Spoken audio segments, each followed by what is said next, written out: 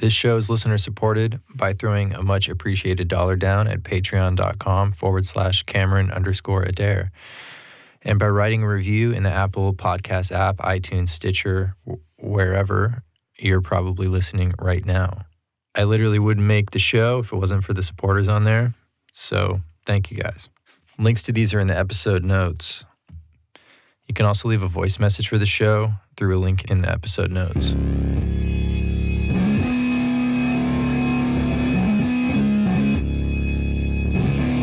This is the Cameron Adair podcast with me, Cameron Adair. This is episode 21.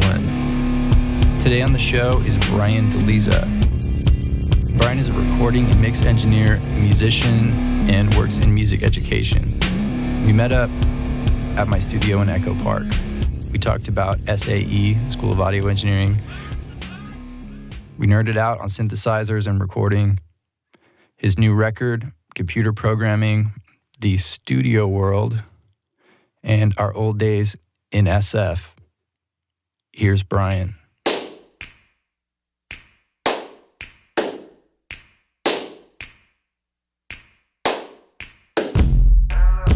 we're doing a late night. Yep. Welcome. Check. Thank you. Glad I could get you on even though it's pretty late. Yeah, it's all good. Yeah, sorry. Yeah, so you're working 14-hour days at Pretty SAE. much, yeah. I've been pretty busy. I started a new position a few weeks ago, so it's been really busy. What'd you get promoted to? I am the Associate Director of Business Intelligence for North America.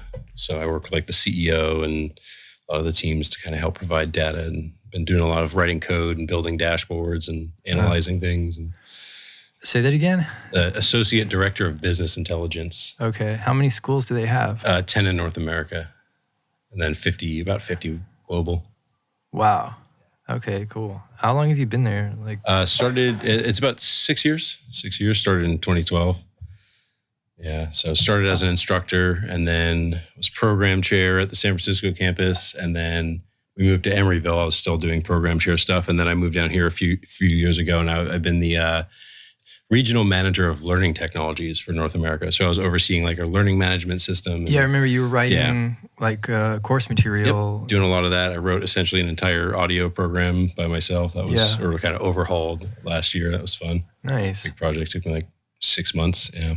So now they have you doing more what? Business intelligence. I do a lot, really. I do.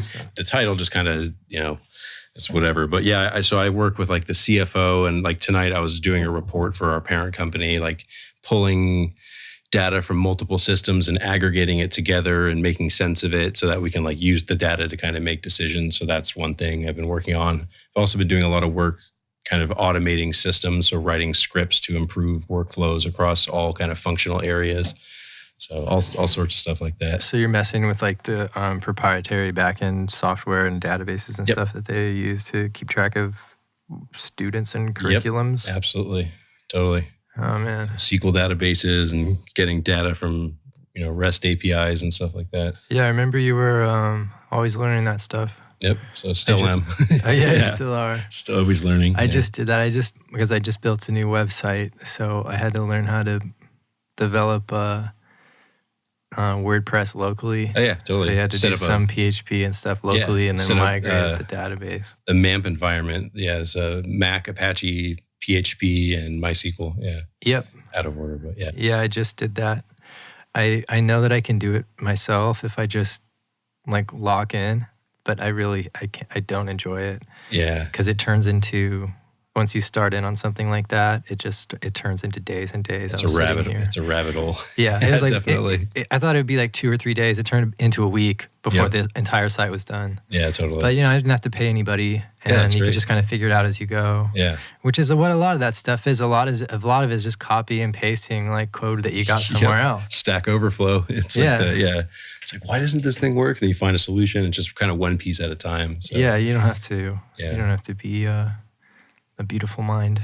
Yeah, it's been pretty cool over the past savant to do it. Yeah, over the past few years, like when I started in the role a few years ago, the learning technologies, I was like, oh, we should get some cool analytics going. And I was like, had the idea and I was like, yeah, that should be easy. And then I start doing it. And I'm like, oh shit. Like, oh crap. Like this is that's how it is. A lot more work. I like the panels. Look good. The burlap. Thanks. Yeah, it looks cool. Yeah, I spent a little while building those. Yeah, they look good. Yeah, it's all Home Depot and Amazon. Totally. Yep. That's what we did. We built out a spot here in LA, a year and a half ago, and it was like constant trips to Home Depot back and forth. Yeah. Yeah, I saw on Instagram you did that like salvaged wood paneling stuff. Yep. Yeah, totally. How'd that work out? It actually worked out good. It's a little unscientific natural diffusion. So like our whole control room is kind of like different depths of reclaimed wood and stuff. So it's not, breaks it up a little bit. And the room's kind of splayed a little bit. So we lucked out. It actually sounds pretty good in there with minimal treatment and construction. Nice. Yeah, well, this is a cube. Yeah. This is great though. But yeah, it worked out. It was mostly for this show. Yeah, definitely. Just editing this footage. It was just too crappy. You only have the NS10s. It's a bold move. Yeah, I know. I mean, there's not a lot of space. I'm trying to keep it minimal. But yeah, the old setup was the Rocket 8s with the sub and the NS10s. Honestly, I use my headphones more than anything else. Yeah, the Sennheisers? These ones here, the Bayer Dynamics. Oh, yeah, totally. Dude, these, I just sent them to get worked on, but I've been through like, see how old they are? Yeah, it's the 880s or 770s? 770 Pro, the 250 ohm version. Nice. Yeah, those are great. They're comfortable. They're probably like 7 years old. Nice. Very cool. Those things are like an old pair of socks. Yeah. Where's the studio at?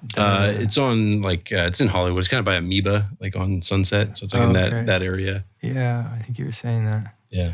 Yeah, I'm so glad I got the fuck out of Hollywood. It's interesting. Yeah, I mean, I live there and I work there and the studio's there, so I'm kind of in there. I'm looking at maybe moving out of there, so at least it's like one of the three is not in Hollywood. So yeah. But yeah, it's kind of nuts over there. Kind of like the Tenderloin in some ways.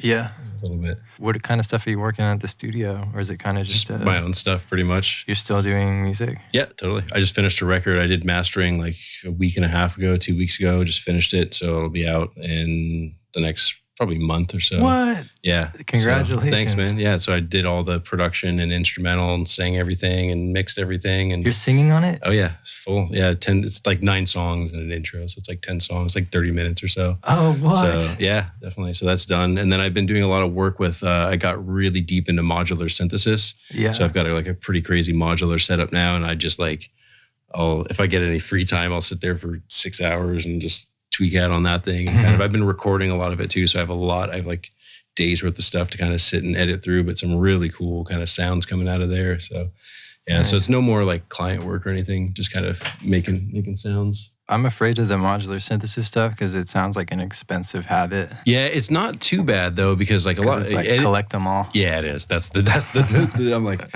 oh, my rack's full. And then you get one more rack. You're like, well, got to fill this one up. So it's I just like expanded I burst out of my rack. But it's cool. I've been trying to because I had a lot of studio gear, so I had like all these compressors and preamps and stuff, and I wasn't really using them for the past few years, so I started to kind of trade them out for synths and stuff that I actually will use.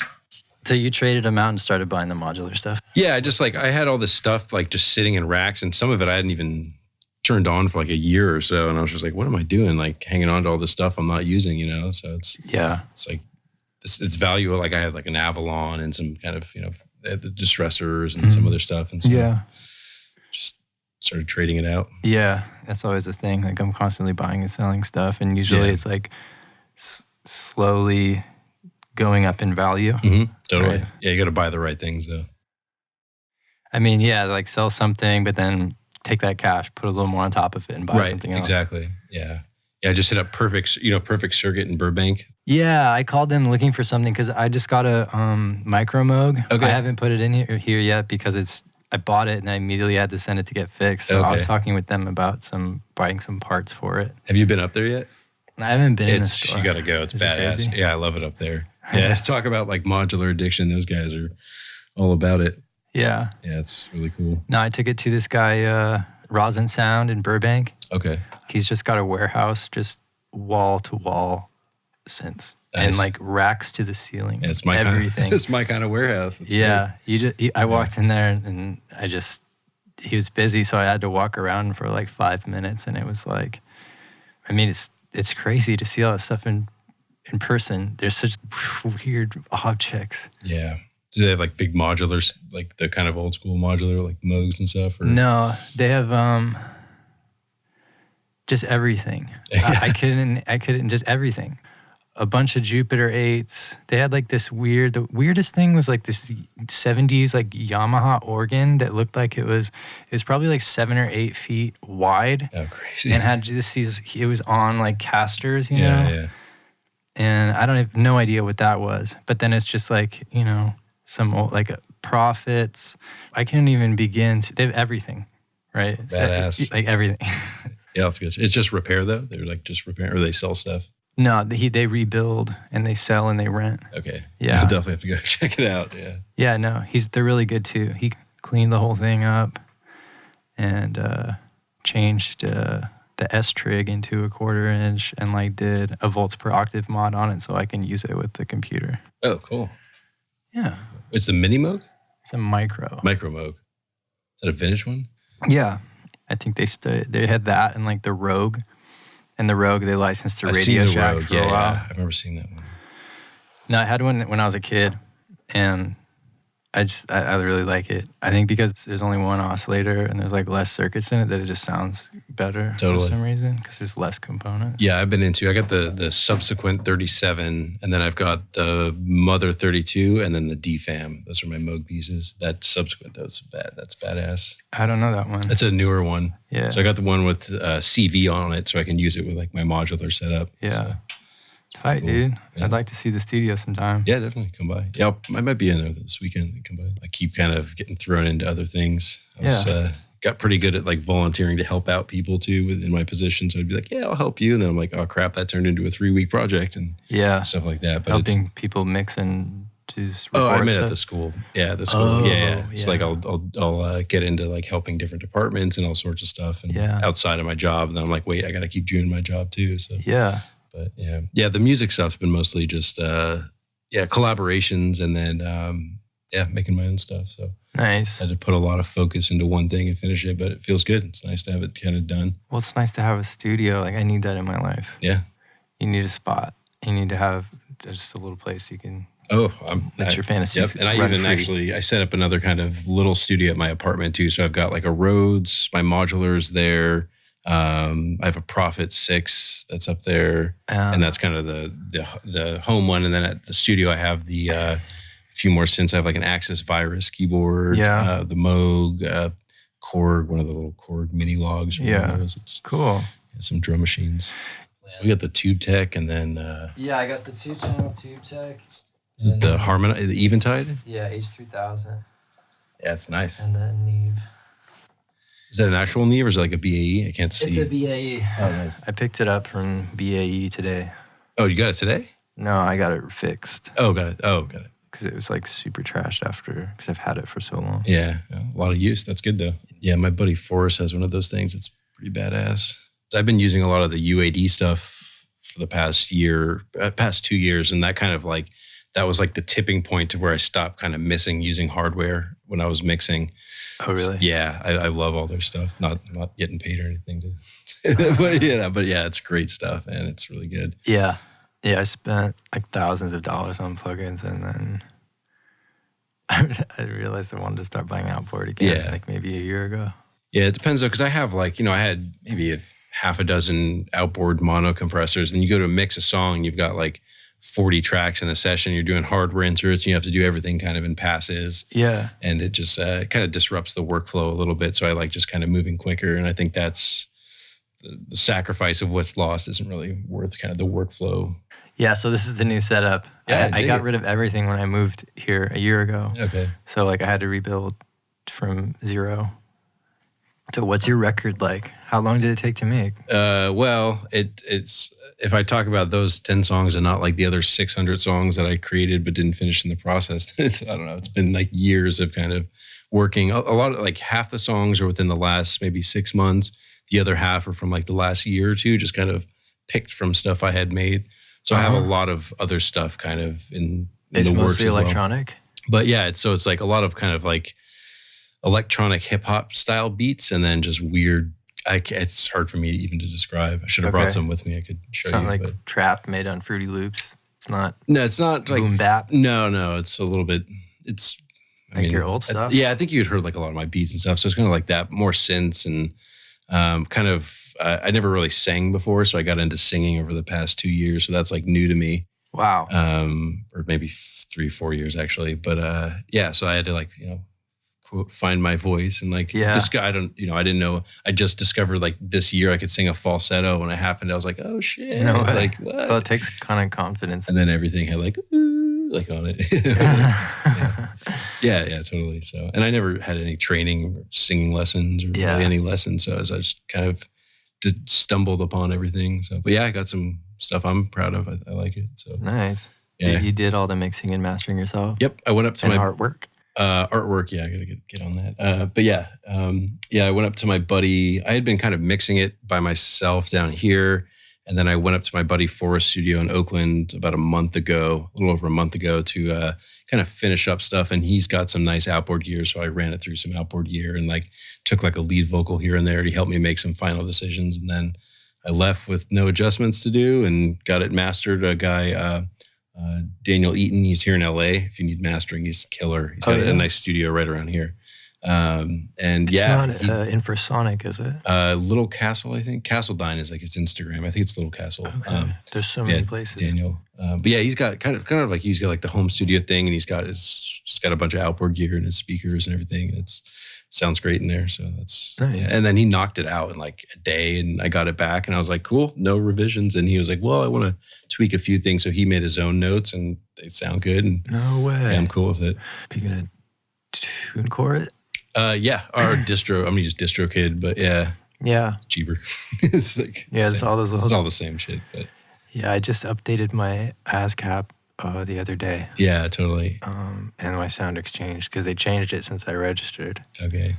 And you got to do all those little things. Yeah, I have it just actually printed. I printed it out last week. I haven't had a chance to mail it, but the like the DBA for the publishing, and then I have to re-register with. I have to change that on ASCAP and everything. And sort out. So you're gonna create an LLC for the publishing? No, just a DBA. Yeah.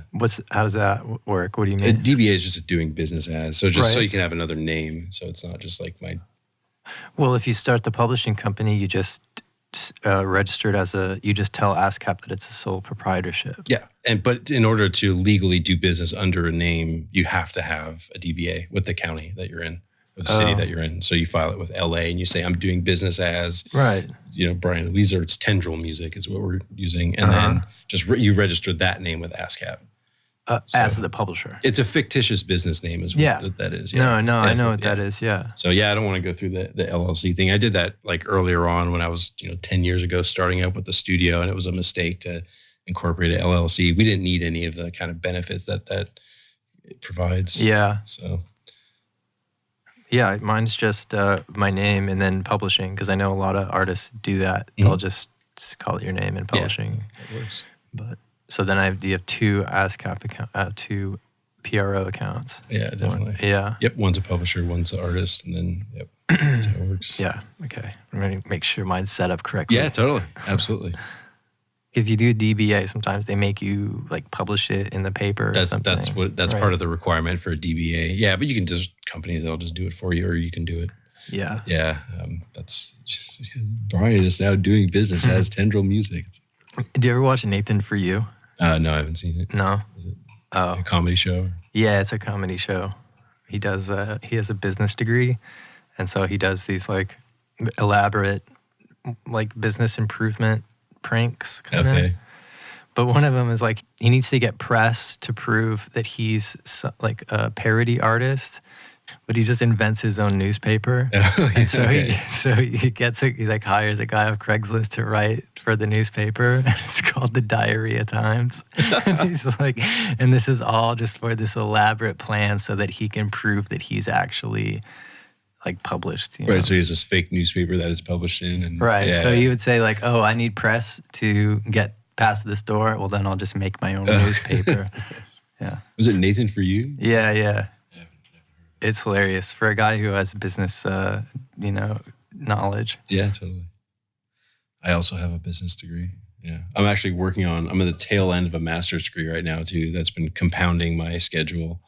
Wow. So yeah, it's MBA with concentration in music business. So I'm doing that through like an online school. Some of the courses are through Berkeley. So I've done like music marketing and all that kind of stuff, crowdfunding or music business finance. And stuff. What kind of stuff have you learned? A lot, definitely when it comes to like music marketing and crowdfunding, definitely. And, a lot of the publishing and copyright I was kind of good with already because my undergrad is in entertainment business. But definitely like building an effective like direct-to-fan campaign, that kind of stuff. And then I'm learning a lot that's not music business specific, like a lot about government impact on business and, the finance and accounting stuff. And what's the name of your favorite class? I liked music business, finance, and music marketing, and kind of the music-focused ones. The government impact stuff and business management, all that kind of stuff is interesting too. And then at the same time, I've been like trying to learn programming languages, so I'm like my brain's melting. So, yeah. I can't do that stuff, man. Yeah. When you were helping me with that proposal, it worked out. I forgot about that. Yeah, cool. It ended up working out. It turned into, I just took the idea after a while and turned it into a Patreon. Yeah, that was looking good. I remember that. Yeah, that was. No, it was good. I ended up just like sort of pivoting into starting a Patreon account, and then like every single person who I was hitting up like subscribed on the Patreon account. That's cool. There you go. So fucking whatever, dude. Yeah, that's cool. Yeah, Patreon. I haven't thought about that. That's probably I wonder if I could do something. Modular synth videos, like that guy with it. Look, Mom, No Computer. One of those guys. You ever watch any of those? No. Like Andrew Huang. Yeah, those guys. They have some cool stuff, but they have a big kind of Patreon following as well. A lot of people donating. Yeah, this guy, Look, Mom, No Computer. He builds his own synths. He's this kid from like the UK. He built like an organ out of Furbies. Oh, I've seen that. Yeah, I've seen that. Yeah, it's like kind of like a nightmare machine, but it's that's an interesting way to make a career. It's hard to get customers. It's hard. As someone who put that record out, it's tough. It can be. Absolutely. Tough to find people, especially in music. Yep.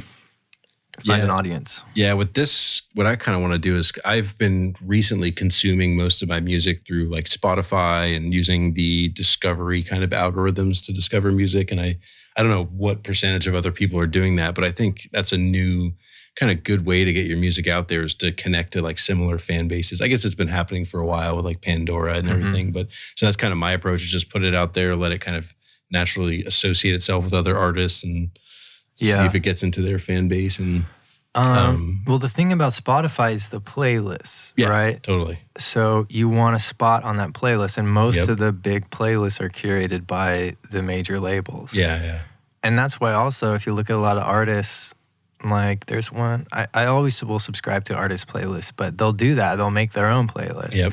Where it's like you can go into their verified account, like I'm verified on there, this podcast is on there, and you can see that their artist playlist, subscribe to it. And they'll put whatever they're listening to, but really it's jockeying for that position of the most listens to a particular playlist. And I think that's like probably the main influence of that whatever algorithm.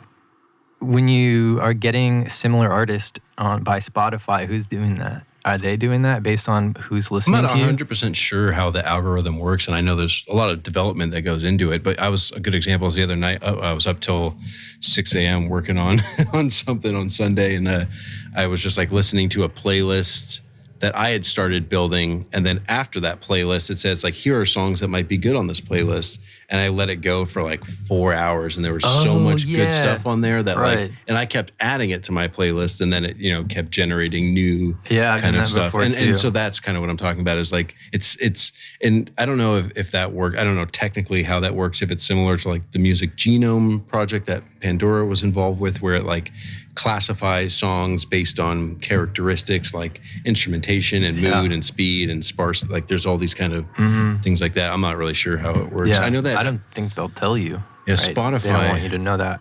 that proprietary information. I should probably look it up if I'm banking on it. Yeah. But I know that Spotify bought a company. I don't remember the name of the company. It was in maybe like 2014. But yeah, Spotify, they bought a company that was it was like grounded in music kind of recognition and analysis. And I think that's, the more powerful this stuff gets, I think it'll be easier for a machine essentially to identify which songs are similar based on like, if you have a sparse ambient song with piano and certain chords and frequencies. Yeah, it can like... It's scanning it. Yeah, totally. As opposed to some dense like metal track where everything's like, there's a lot of frequency content and it can like identify in a technical way things that are...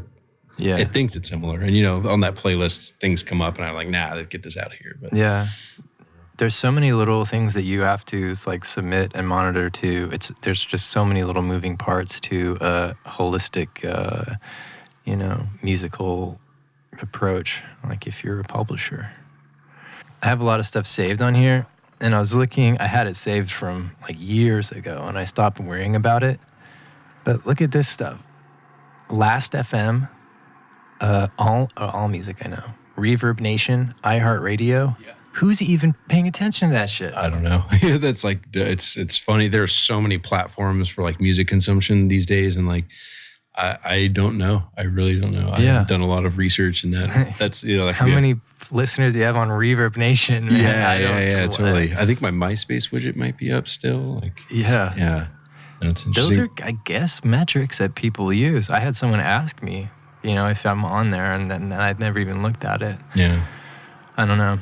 Was your stuff up there? Yeah, okay. It was published on there. It was just somebody just put it in, or some bot. Some bot filled it in. Yeah, some bot did it for you. Thanks, bot. Yeah, that stuff's crazy. I've been recently, some of the programming stuff I've been doing, I wrote like a web scraper, and that stuff's crazy. You can do that kind of stuff where, if this doesn't exist in here, find it, put it in, and you can do that kind of stuff. So. Huh. Yeah, a web scraper. Yep. A spider. Yeah, pretty much. Yeah, it was just something I was doing to kind of learn. I've been very into plants lately. That's been my new thing. You got to get some plants up in here. I can give you some. Oh yeah, I want a cactus. I've always wanted this big cactus, but I can never find one I like. Yeah, my apartment looks like a jungle now. It's kind of nuts. But yeah, I was like thinking of this app, and I was like, I could like build an app to like help you grow your plants. And then I found it exists already, but I've kind of continued on it just to kind of practice programming, And so one of the things I was doing is I found this like UC Davis database from like, it looked like it hadn't been updated since like 1991, but it was like all these different plants, and it was like propagation information. And I was like, oh, that would be cool. But it was in this terrible format. And so what I did is I had like a web scraper that went through and it got all that data, and then I transformed it into a more usable format and kind of, so I could use it to kind of play with. So. Right. Then do you put your, put your work up on, what do they call it? GitHub. Yeah, GitHub. No, I haven't done that. I have like a private. I use Bitbucket by a different company. It's like GitHub, but I like it because you have to pay for a private GitHub, and I do stuff where it's probably bad practice, but putting like API keys in my code, and I don't want that going anywhere. Oh, right, okay. Programmers out there are just like, oh my god, he said that. But. Yeah. Yeah, when I was doing the website, I looked, because I can't help but just go deep. Like same. It just ends up happening, you know. So then I ended up on GitHub, like with these WordPress designers. I like their sites. They do like for all the big music video houses and stuff. There's one guy who does all their websites, and they look super good, and they build the WordPress sites from scratch. So I was like on his GitHub, like looking at the stuff he does and stuff like that. But then obviously I end up like pulling back, doing like a smaller scale version of of doing something completely from scratch. But definitely. Well, you start to do it from scratch, like, whoo boy. Like I've built WordPress templates from scratch, and it's work, it's. Oh yeah. Yeah. So you're like, well, maybe I should just use a template. And, yeah.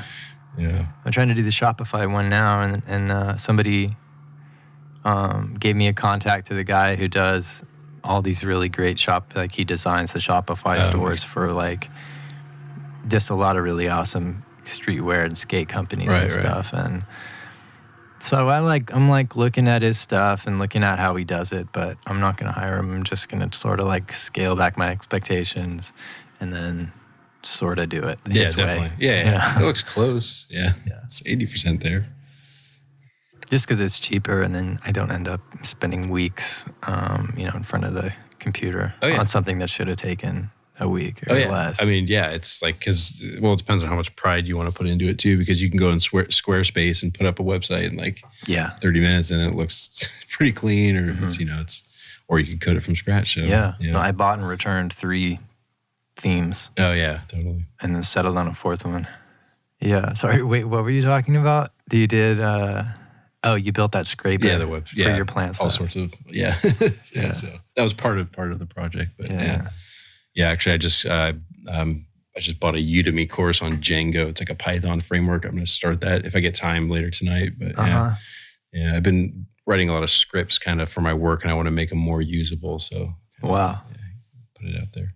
Part of me feels like I'm losing touch with something when I get too much into code. I feel like I'm losing touch with humanity. Yeah. You know what I mean? It's very abstract. But then like something happened to me because it's very abstract and it only exists in this computer. Yeah. And that's what bothers me. It's really weird. Yeah. But then a lot of stuff like that, like all the music I've made is in a computer. Well, I guess maybe not, but it's like a lot of stuff's kind of like that.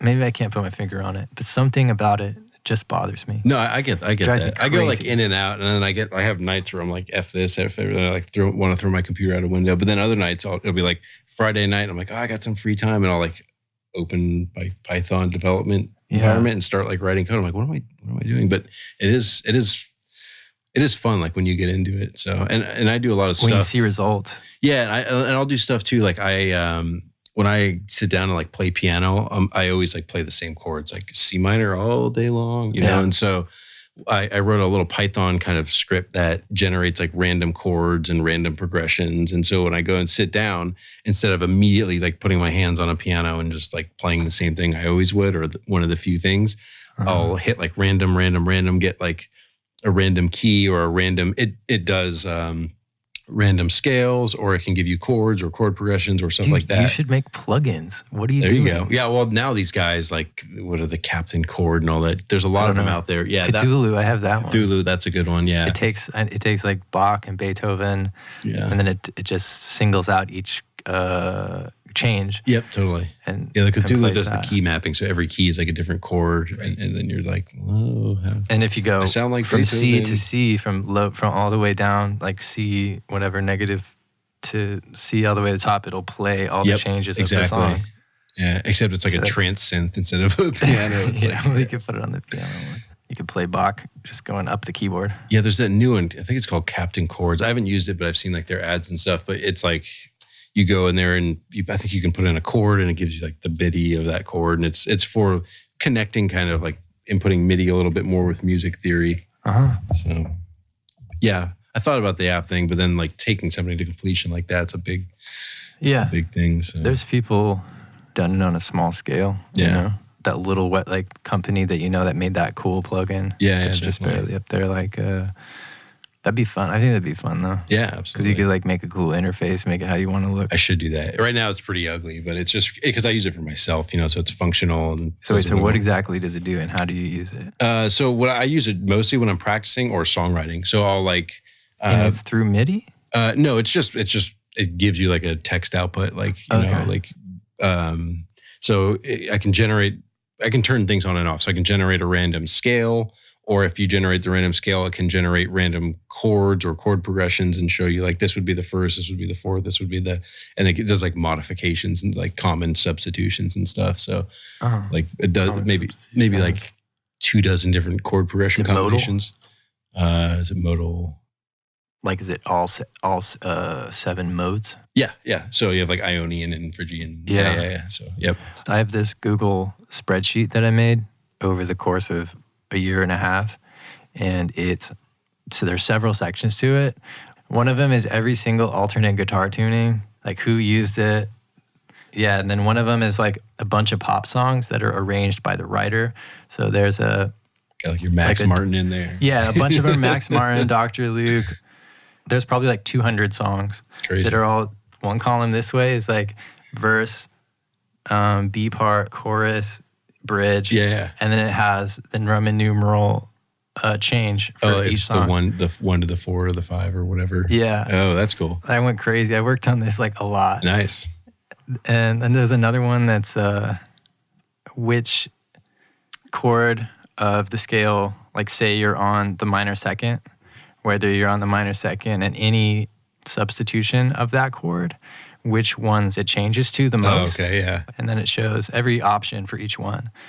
You could just follow it to any cool. place. I've seen things like that before. One, That's really cool. Yeah, that would be a fun thing to visualize. I don't know if you did any visualizations on it or anything, but that would be pretty cool.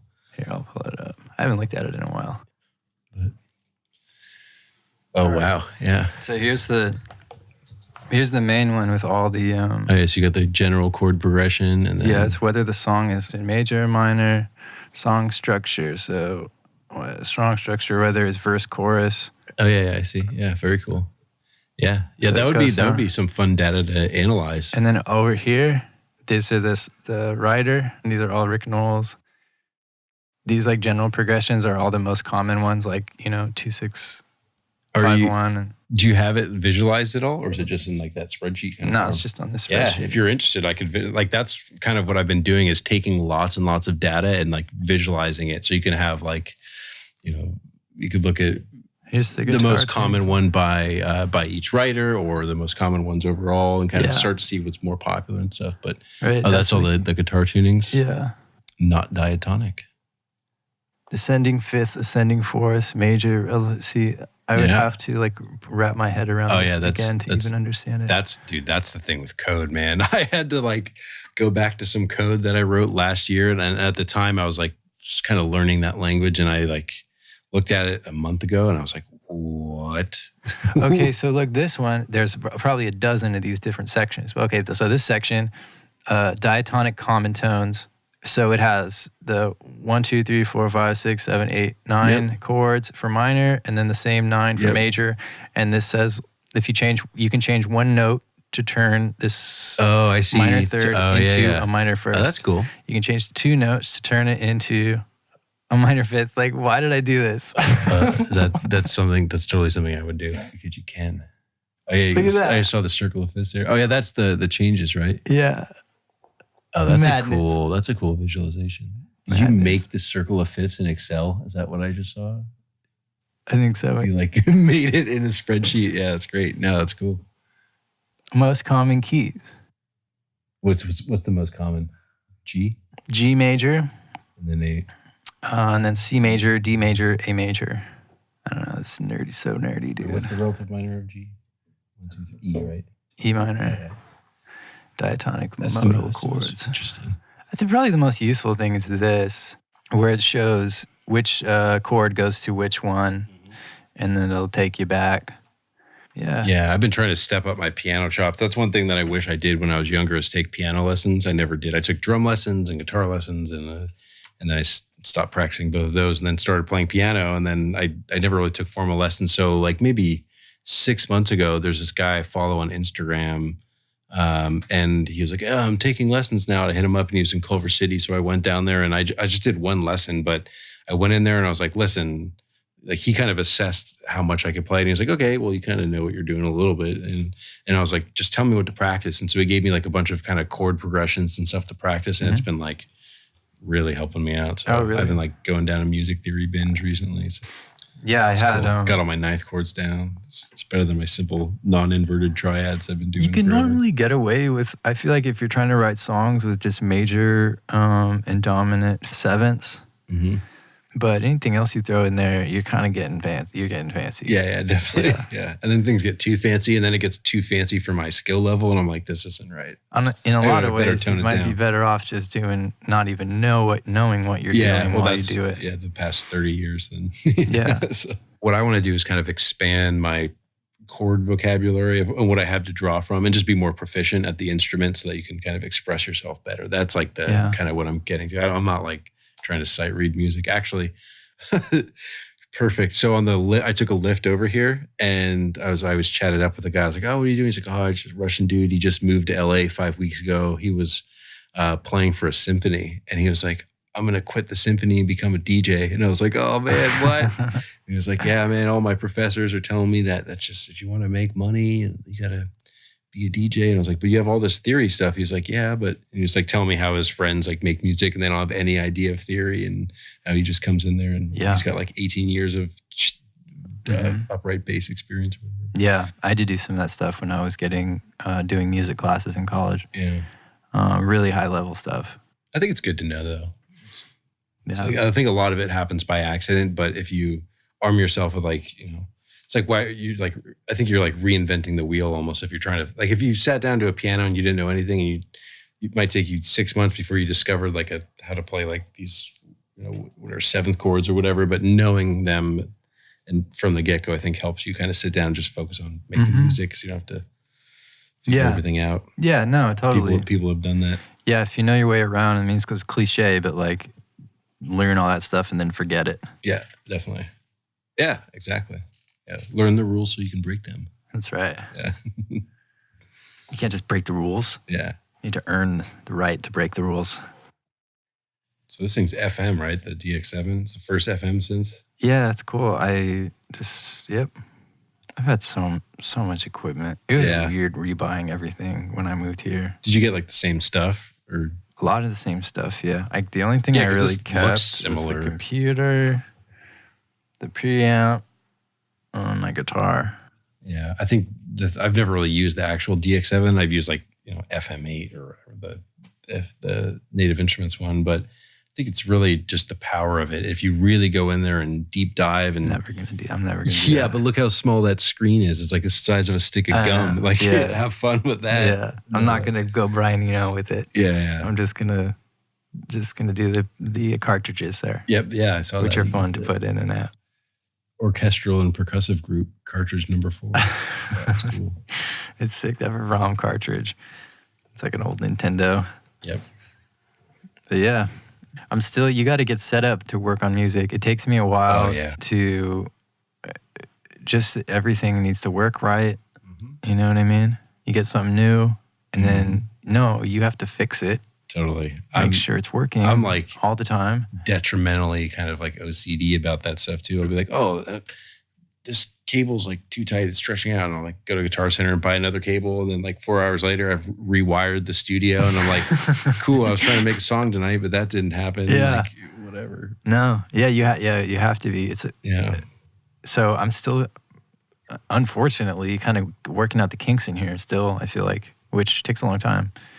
But it's enough to edit this show. Yeah, definitely. And play around sometimes. Yeah, if you ever want to jam on drums, you can come down to our spot and then record some drums. Hell yeah. Yeah. Yeah, if you need a space, you can come down to our space too. And cool. I have my kit down there that I've had since like junior high, which is like falling apart at this point. But it's like... Hell yeah. I remember that thing. Yep, it's still around.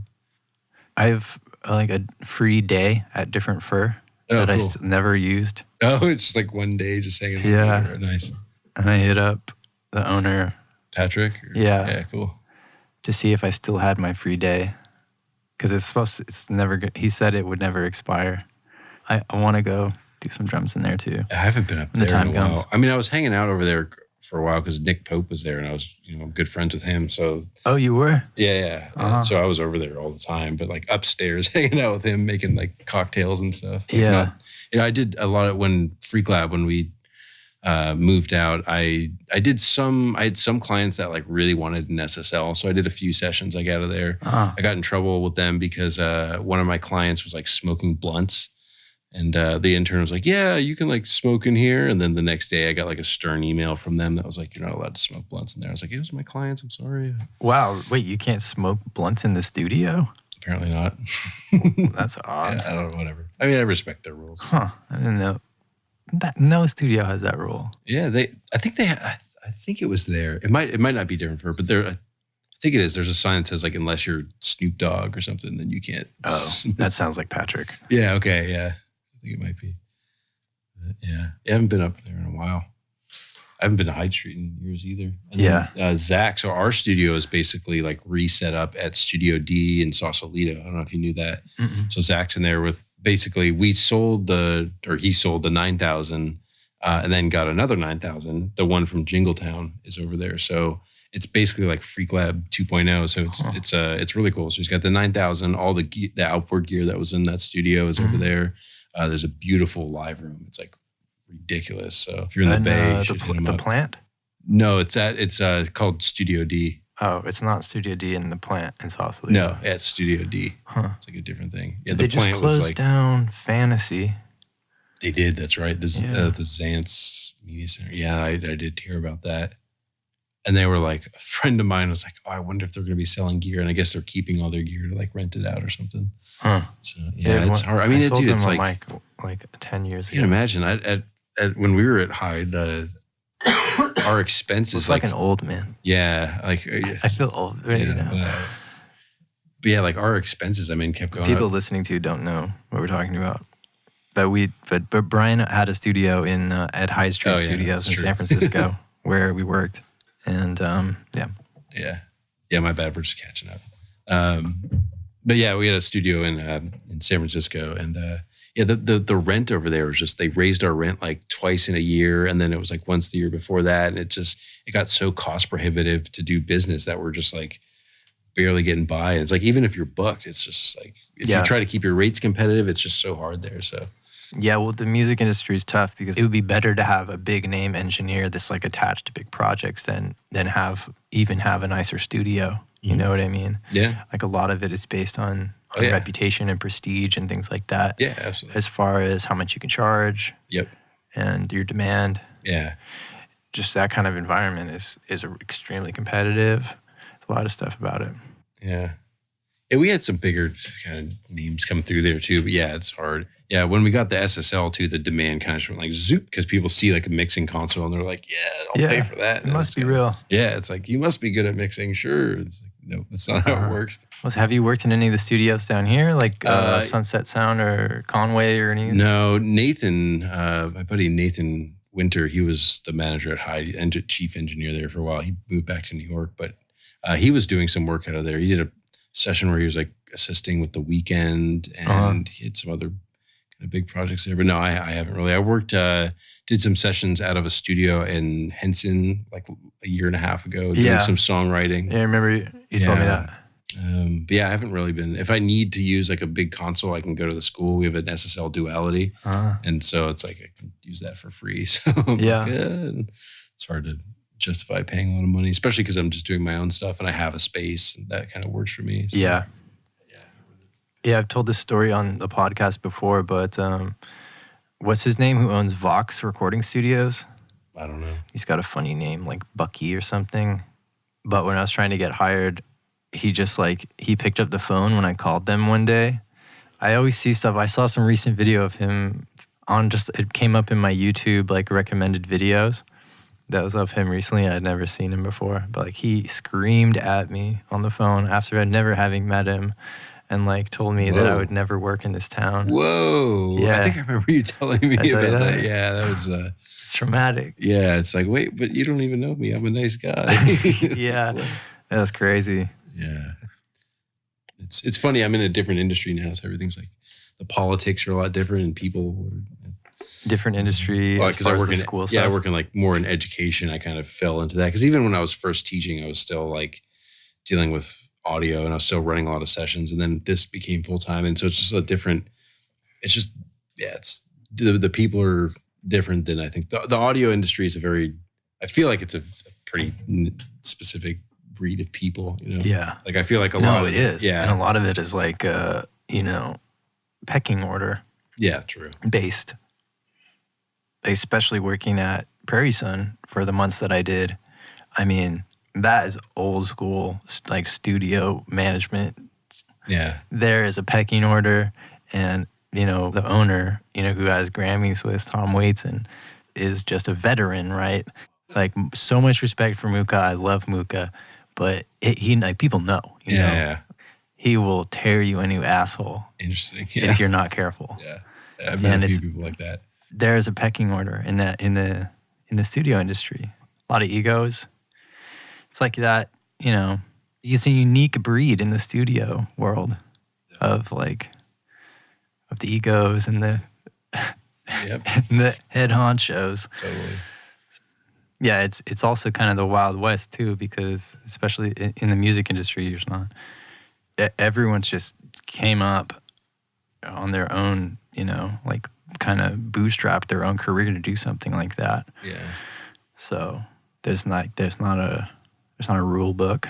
Nope, not at all. There's not a insurance policy if you're a runner or no, not at all. Something like that. Because when I interviewed at Larrabee must have been a couple of years ago, a year and a half ago, I interviewed to work there, and they had gotten in trouble from the Labor Commission in Los Angeles City and County because they it's an internship thing, I'm guessing. That's an internship thing. That was coming. Yeah. Yep.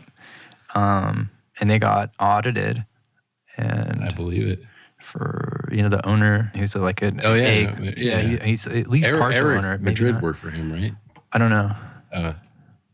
He's on you can find the document online. Yeah, they had to start paying their interns minimum wage, but very little protection for you in that industry. So I guess that could breed some tempers. Yeah, well, I mean, I don't know. I don't know.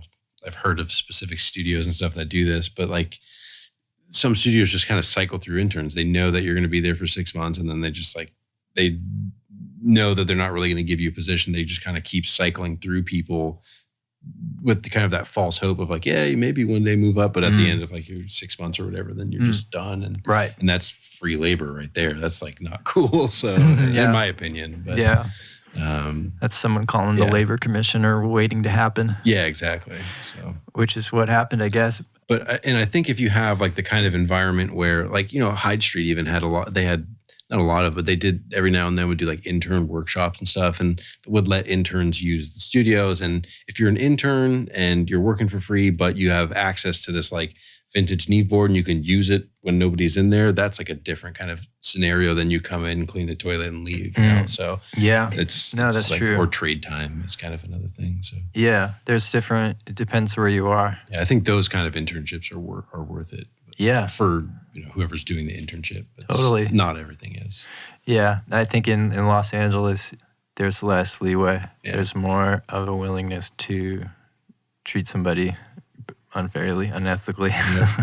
It was funny. Like my buddy Nathan. Nathan. Yeah. He moved down here, and he's super humble. He's like a badass engineer. He's like one of the best engineers. And like his ear is like wicked. He's so good with like an EQ and he's done like all these. He's like Jimi Hendrix credits and shit like that. And then he moved to LA and he started applying for like internship positions. Right. And I just watching the way he got treated, I was like, dude, that dude was managing a studio, and he's like.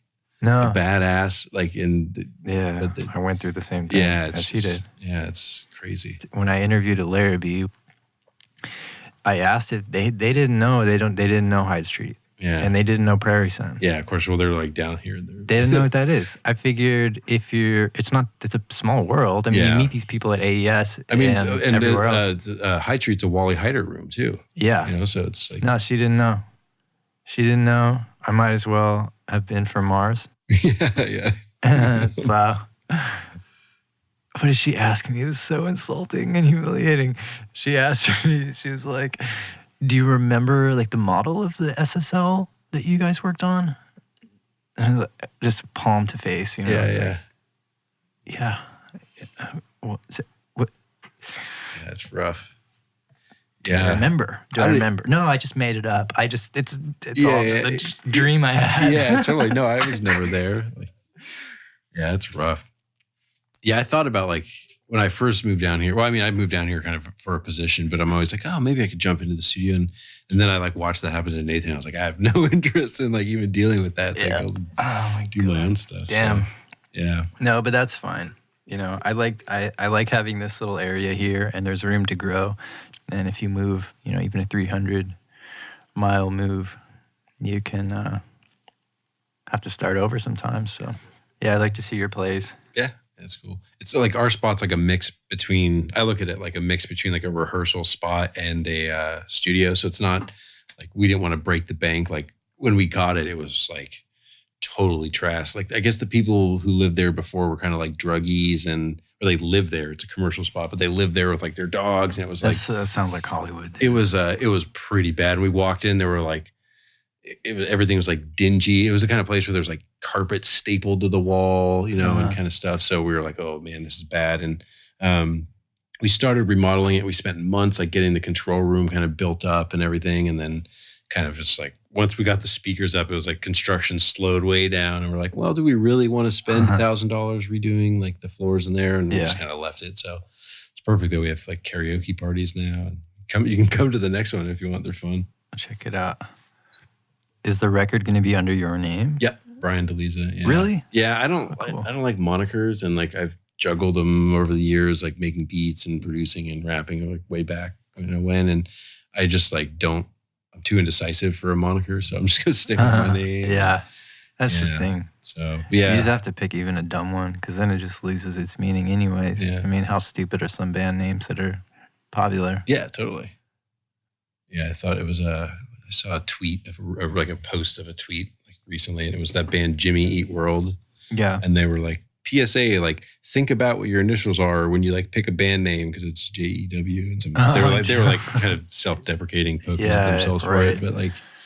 So all these kids write Jew and in white out on their backpacks. They were like, think about how it would look if it's blown up on a shirt or something like that. It was something along those lines, right? But yeah, I can't think of a moniker, and I'm just like, yeah.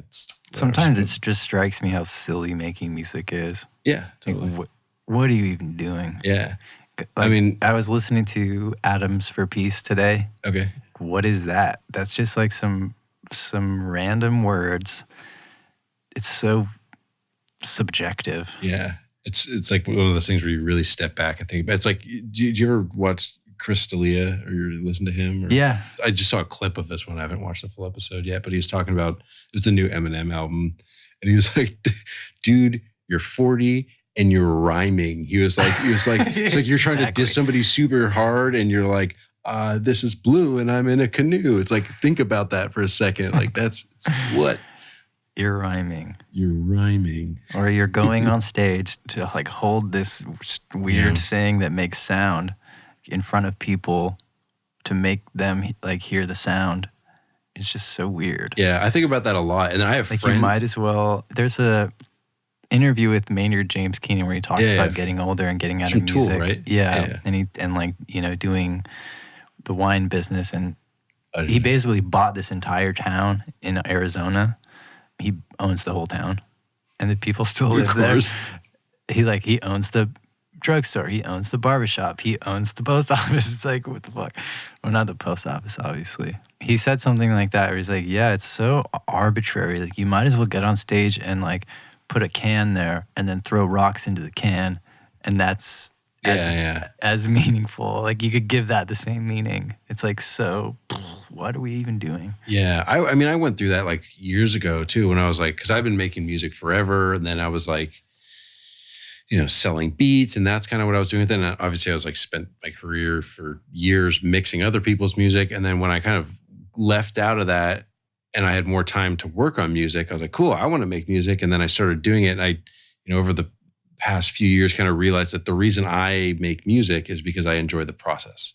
Yeah. Like way more than even the product. And it's like, I find the joy in like hitting that chord or like coming across something new that hasn't existed before. Right. But it's hard to like draw that out and like, okay, so you finish that and do a song, play it out, it becomes popular. But then like that initial like magic of when you created it is never really like there. I'm sure like I don't obviously have success as like a huge artist. So there's, I'm sure, other great moments like selling out a packed out stadium of people. But it's like, for me, it's all about that joy of like creating stuff. And that's why like I've been really big with like the synthesizers. I'll sit there for 8 hours and make sounds and not even hit record and have like just such a great time. And it's like, and I think a lot about how, if you look back, like think about how long music has been around and like probably most of human existence, and how much of that is recorded that we can actually listen to. So like, what is the importance of recording the music? It's like, it helps you share it with other people, but the joy of like the people 1,000 years ago wasn't selling records. It was like the sitting in a circle playing music, Right. And that's kind of how I've been like looking at music recently. So I don't want to monetize it. And I know that sounds like something that like a small indie band would say or whatever, but I'm not in it to, like I have a job where it allows me to buy synthesizers and tools to make music. And then I can sit there and and do what I enjoy, and like, do it with friends and share it. And if I put out stuff that I've made, people can connect to it. That's kind of the joy for me. Is I'll send you the record, you can hear it. It's like, it's a little depressing. Like it gets, it's like, it's kind of dark stuff, and it's like, I'd like to hear it. I think if you don't look at it, how weird it is, you could turn everything into being as weird as I just described it. Mm-hmm. But I know what you mean. Yeah. Like, you trust the process and the reason why you're drawn to it. Yeah. Is what's fulfilling. Totally. I had someone on the show during the first season, and they were telling me to do this isolation tanks. Oh, okay. Where like you the get sensory deprivation. Sensory deprivation. Yeah. So somebody bought it for me for my birthday, so I went and did it. But my main takeaway was that I felt like when I used to sit at the studio in my apartment and work for like days and went long into the night, my body and my mind went back into that same space. Yeah, totally. So it's like this most like peaceful, centered, what do they call it? That's what I'm talking about. That's the zone, like the zone moment. Exactly. And most people, they'll do the tanks and they'll have, you can have infinite whatever experiences inside your own head. But for some reason, that was mine. It was like, wow, it felt like when I used to really be so concentrated on this song or whatever I'm doing that everything else just disappeared. Yeah, totally. It's the same feeling, which was strange. I'll have to try one of those and see if I feel that way. Yeah, I've heard my friend Dan's huge into those. Mm-hmm. But yeah, it's interesting. But yeah, it's the getting lost in it, and that's what I enjoy, definitely. Right. It's got healing powers. So do podcasts. Yeah. Actually, I've just gotten into podcasts. I never really listened to them. I've checked out a decent amount of yours, and thanks. Yeah, the Chris D'Elia one. That's I've been getting into that. Yeah, I listened to his a couple times. That guy's funny. I checked out a couple episodes of his. Yeah, he had the whole Justin Bieber thing where he. I mean, he's been knocking on Eminem too. That's hilarious. Did you listen to the new Eminem record? No, I didn't listen to it. Yeah, it's good. It's like 40% disses on other people, but. Why was he so angry? Like, that's the whole thing. I feel like at that age, the anger is kind of a put on. Yeah, it's kind of like a proof that he's just like got a lot of skills, which he flexes like he's like battle rapping. Yeah, I was against Trump. Yeah, exactly. Trump and like and everybody, like Trump and like it's everybody. I can't even think of it. Die Antwoord and like. Little Pump Trump and Little Pump Trump. It's everybody. He just goes off. Really? Machine Gun Kelly was a big one. I'm like blanking right now. There's too many. It's just everything's just dissing everybody. So yeah, I mean whatever. It's like where's the class? Yeah, but where's then again, it's like watch it hit number one and again, and then you're just like, damn, all right, well, they bet he's got the legacy system set up where he can do that. No matter what he puts out. Yeah, I think so. I guess that's what he does. He used to be so funny though. What happened to the funny Eminem? Yeah. He used to be so funny. It's the amount of artists on the album. Yes. Yeah. The Slim Shady was like kind of funny. Like Marshall Mathers. He's always been funny. He started out funny. If you the amount of artists that are funny that you don't realize that they are is a lot. Yeah. You go back and because that's such a nice quality to have that people are drawn to. But I didn't think about that. He's a funny guy. He's fucking hilarious. Yeah. There's so many rappers are funny. Yeah. You know? I don't think Kanye's not that funny. Like, who else? Like Cameron, Dipset. He's hilarious. Even the misogyny is funny. Like, all of it is funny. It's just like, it's so over the top that it's his sense of humor. Yeah. Yeah. Eminem's got that over the top. It's just like, it's cartoonish almost. And the skits. I mean, all those skits he used to do. Yeah, there's a skit on the new one. It's just lawyer. It's a core, of course. Oh, really? Yeah, it's one of those lawyer skits. Yeah, but I used to do what was it? The Ken Kniff. Right. Ken Kniff from Connecticut. Yeah. Yeah. When I was a kid, I bought like some cassette tape that was the Stretch Armstrong mixtape that he was on. And I bought all the old Raucous stuff. Mm-hmm. Oh yeah, he was on. I got the sound bomb. He's got some of the sound bombing ones. Mm-hmm. Yeah, and just he was on a lot of that like Midwest, East Coast indie stuff that was happening. Mm-hmm. Like he would have a verse. He like calls a record store and he's asking for Eminem, you know, and he's like talking about the snare. He's like out to the guy on the phone. He calls us Ken Kniff, or he calls us somebody else, and he's like, the snare. I don't know. Back when you could call record stores. Yeah, back when that was a thing. I guess you could call Amoeba. They're still here. Yeah, I'd like to hear it. So, are you gonna, dude, putting out a record? Yeah, man. Yeah, that sounds exhausting. Yeah, it's hard to put focus into something to bring it to completion. I mean, you got hanging right there. But, yeah. One of my friends, Solus, it's Jonah's son. He's do you know Solus? Anybody know? He's down here now. He's like, you guys live close to each other. You got to bring him over and interview him. He's cool. Okay. He gives me such a hard time about not putting out music, and it's just like, I see his points, but at the same time, I'm like, yeah, but this isn't like totally done, and yeah, I don't know, but so yeah, he'll be happy it's out. But yeah, it is hard to kind of finish stuff and put it out, and like I've got hundreds of other kind of songs sitting around like that aren't done or whatever. It's just that bringing it, like I said, I find the joy in that first 80% of creating the song, and then the other 20% is like torture, like the finishing and the mixing and the making the final decisions on balance. And it's different, when it's you mixing your own stuff. I had, because I've mixed dozens of records and for other people, and I've never really mixed anything of my own with vocals, like obviously because it's the first one. And it was so hard for me to hear it with like an external perspective that I had to go up to my buddies and have him help me.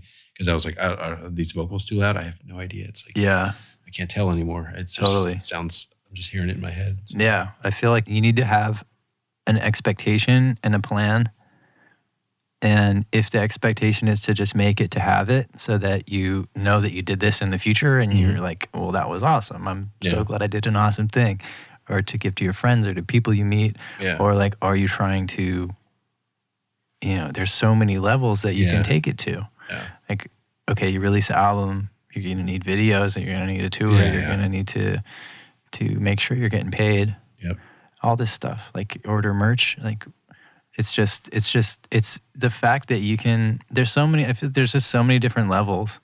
And I always think like, oh, I want to take it to the highest level. And then that to me is like, your expectations go up. Mm-hmm. And that shit, it's hard. Well, it's like, and then you start, I feel like you start to lose the enjoyment of it too. It like becomes like stressful, and then you start to like resent things, and then you're like, oh shit. Like when I got into teaching music, I had been mixing for years and years and years. And it was like, the brutal freelance grind, trying to find work and doing back-to-back like 8-hour sessions and shit. And then I was just like burnt out on music. And I was like, I don't even want to do like this like anymore. And so it's hard when you try to go to that level. Even like, I'm sure like the guys that are up there at the top doing a lot of stuff, that's like it's very demanding, Yeah, it's very demanding. Honestly, like it kind of turned things around for me getting paid to do this show. It's cool that you don't have to read the ads either. Like, no, exactly. It's listener supported. Yeah, that's great. But if mid-roll media wanted to pay me to sell Casper mattresses, I might consider it at least for a while. Hint, hint. I've got one of those Casper mattresses. Yeah.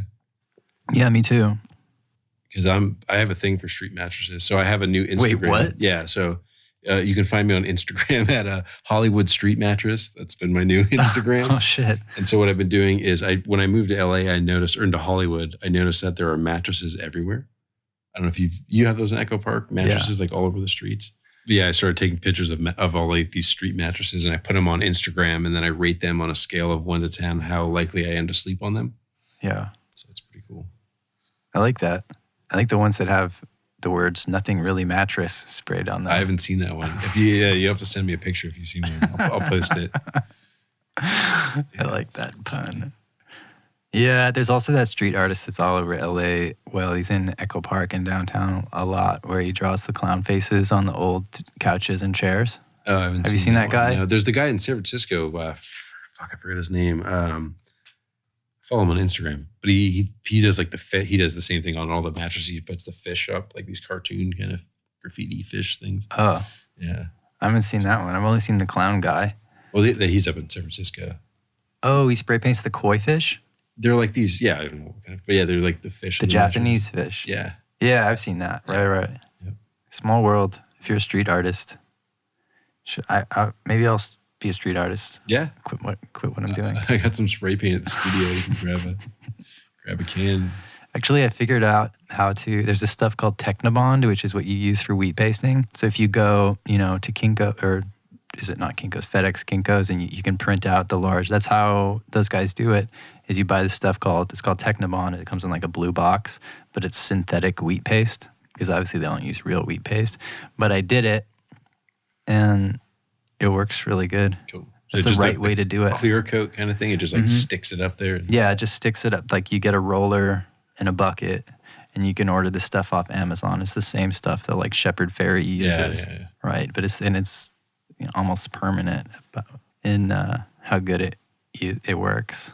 It's the stuff they use because especially in LA, there's bills posted almost everywhere. Yeah, it's everywhere. Yeah, that's the stuff they use. Interesting. The old Technobond formula. I do some street art. Be my own Banksy. Yeah, that's the shit, dude. Cool. Be a street artist. That's the key. When I do my marketing campaign, I'll wheat paste some flyers of my face up on Sunset Boulevard. Yeah. Like there was that, I don't remember who it was. It was one of the Lils maybe it was Travis Scott. Somebody had on top of Amoeba, they had this giant blow up like golden head with dreadlocks. I don't know if you saw that. Yeah. And then it deflated and it got all weird and warped, and the guys were up there trying to like pump it back up. Oh, really? Yeah, it was funny. Yeah, that album cover has got to be the worst album cover You've seen it ever. Yeah. The Mike Dean worked on that record. Oh, he did? Okay. I forget. Is it Travis Scott? I think it is. That has got to be the worst album cover. It's so horrible. Yeah. Well, yeah, they had it up there all blown up. Yeah. I don't really listen to Travis Scott or anything. Yeah, I'm not too familiar with his stuff.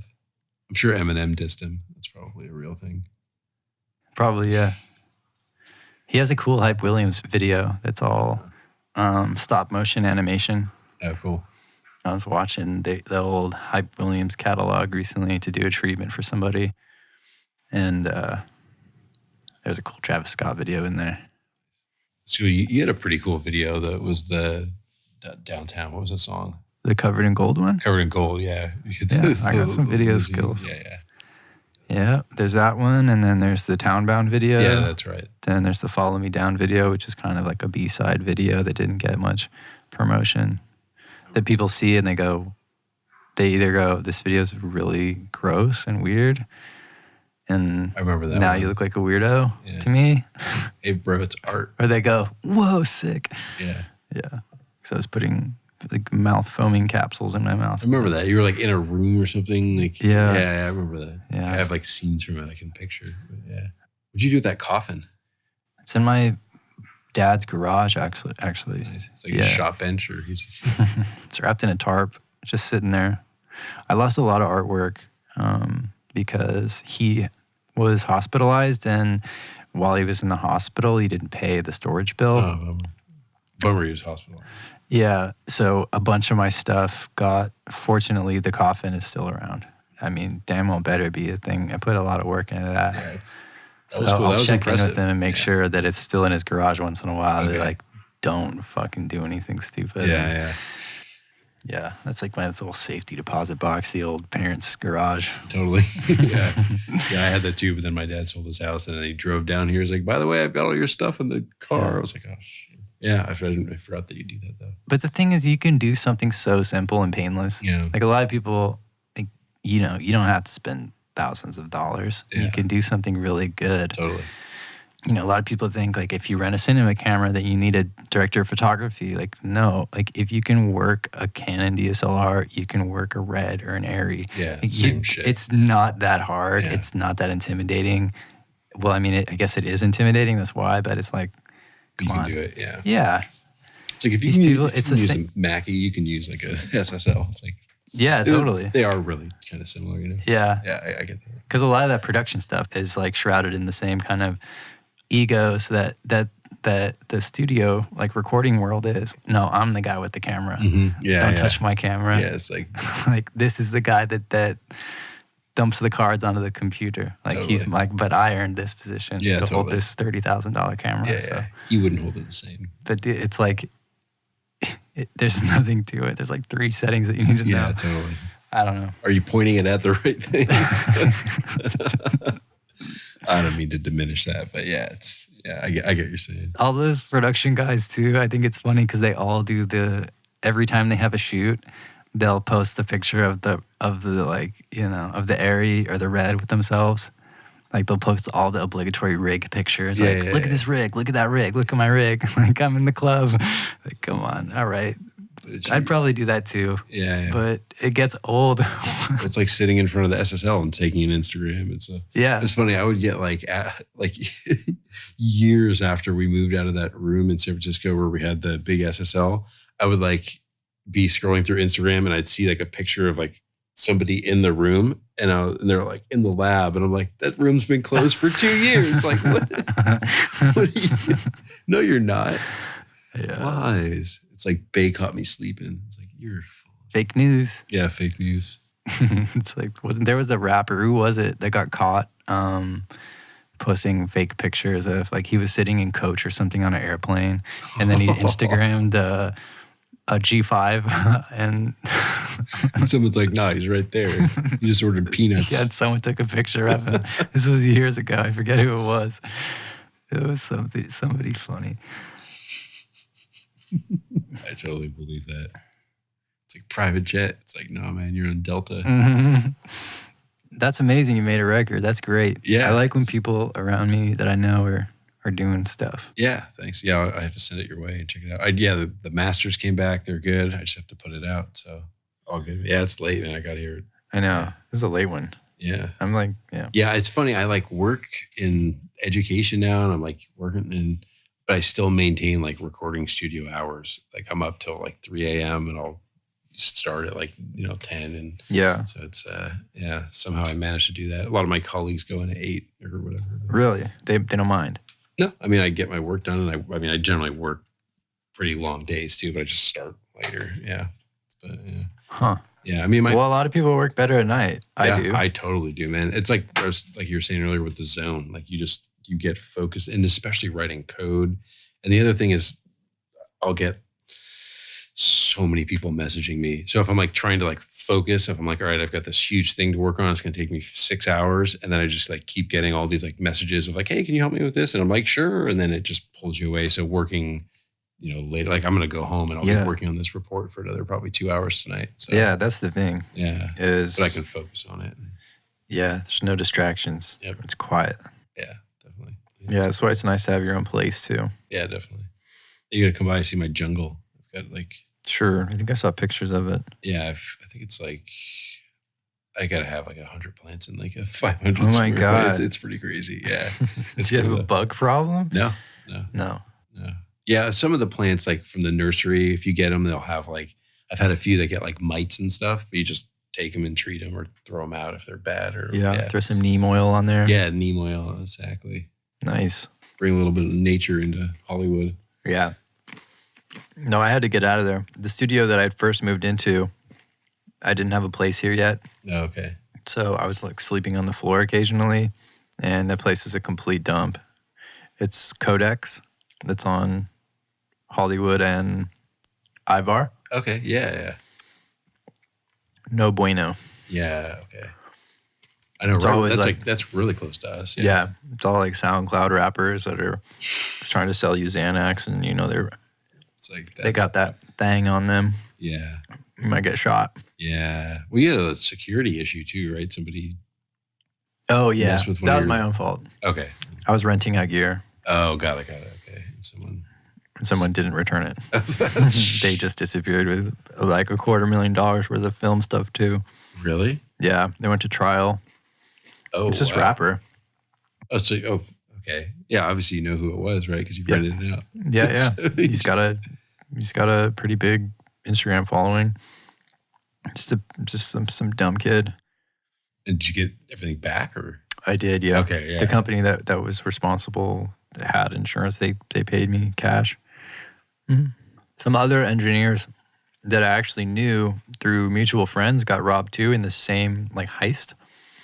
And crazy. So that was another small world thing. So they were just like renting out gear and then not returning it, or? Yeah. they hit a lick, The thing was to go on this rental service, and they just spent a week just renting like a Sony FS7, red lenses, vintage like Panavision prime lenses that are almost priceless, and my music equipment, some mics and stuff. So they just spent a week racking up, and then the guy just like didn't answer his phone and he disappeared. And then the cops like came to his apartment downtown. What do you think's gonna happen? Yeah. Did he wear like a fake mustache? Well, they never recovered the stuff. Oh, really? Yeah, somehow he was able to evade it to where they never recovered the stuff.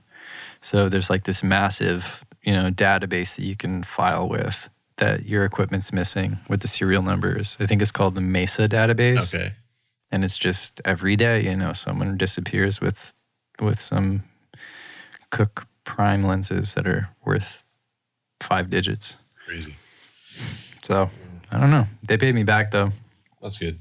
Yeah, it worked out. But yeah, I don't like it over there in Hollywood. Yeah, it's kind of... I had enough of it. Yeah, I'm just kind of there for now. We'll see how long it lasts. Yeah. Yeah, a lot of my friends are kind of out this way. My buddy Solus, Jonah's son, he just moved out to, I think he's in Silver Lake. It's like right a few exits down from you. Yeah. Yeah, I'm excited to hear the record, and it's good to see you. Yeah, likewise. Good catching up. Thanks for doing the show, man. Yeah, thanks for having me on, man. I'm glad I could finally get you on. Yeah, definitely. It's a late night one. Yeah, it's good though. It's nice and quiet, except for the helicopters. Which episodes have you listened to? Yeah, I listened to the Matt Kelly, the Patrick, the Mike Wells. Who else? Brian. Was Brian on it? I think. Yeah. Yeah, and then I listened to a few other ones. I don't remember who it was though. Yeah, in the first season. That guy Spencer. Yeah, that's a really good episode. Yeah. That's like this is the second season episode. Then? Yeah. Okay, yeah. I'm trying to think of more people, but it's just endless. It's an endless stream of Gotta get Tommy Wiseau on here. You gotta get him. Oh my God. I don't think you would fuck with me. No, you don't think so? That would be, I don't even know what you would talk about. Try to get him to reveal his identity, like, or where he's from. And, yeah, where he got his money to make that movie. Yeah. I did not. I did not either. All right, man. Good stuff. Thanks for coming by. Yeah, thanks for having me on. I'm glad you could find time. Absolutely. All right, cool. Cheers. Bye. You've been listening to the Cameron Adair podcast made by me, Cameron Adair. Thanks to Brian. Brian is on social media at Brian DeLizza, and incidentally on Instagram as Hollywood Street Mattress, and his records are available where you get your music. This show is at podcast.cameronadair.com, where you can find links to everywhere it exists. If you enjoyed the show, check out the Patreon page and consider throwing down $1 or writing a review for free through your phone or computer. I literally would not be making the show if it wasn't for the support on Patreon and everywhere else. As always, thanks for listening.